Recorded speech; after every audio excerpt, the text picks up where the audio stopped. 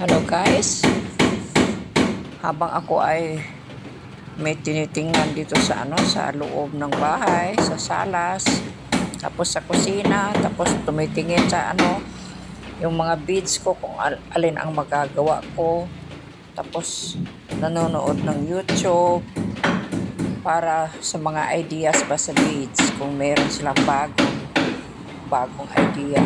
Ito naman yung pamangkin ko, carpenter, ay gumagawa din ng ito, nagpagawa kasi ako sa kanya ng greenhouse, maliit na greenhouse kasi naisipan kong kailangan akong uupo dyan mga alas 9, alas 7 hanggang alas 9, ganyan, o di kaya basta within that time ba in the morning, kasi ang kulang kasi ako ng vitamin D.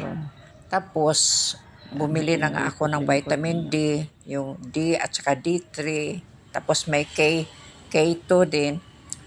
Pero syempre naisipan kong kailangan may tulong din sa sunshine, kasi ang sunshine ay the best eh. Pero ayaw ko namang magbilad sa sa araw, alam niyo naman. Kasi kaya ang itsura ko magbibilad ako araw-araw, nako, hindi ko kaya naisipan ko magpagawa ng ganito, kasi uupo na lang ako dyan sa loob. Tapos siyempre makakuha din naman ako ng sunshine dito. Tapos minsan kung halimbawa nasa kabila na ang sunshine, nasa front na namin, pwede rin ilabas ko ang mga paa ko dyan para makita ng araw. Tapos ako dito na, kaya nagpalagay ako ng itong silya o yung chair na yellow na parang nakahandag yan.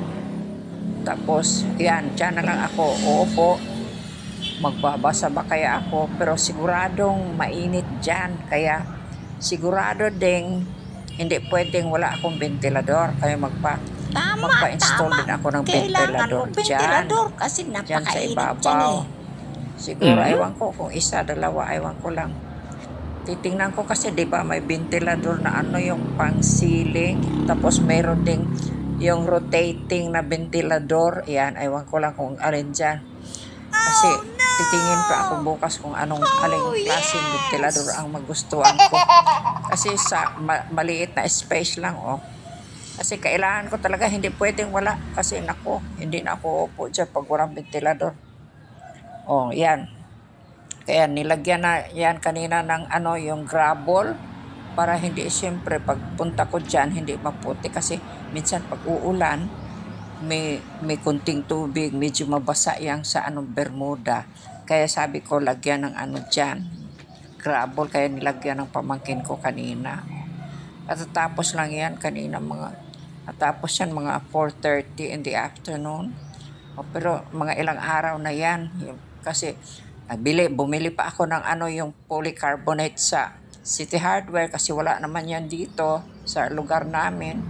Doon lang, kaya syempre bibili ako doon para matapos na, no? Ayan. Kaya I hope na gustuhan nyo ang idea ko. So thank you for watching. Bye bye.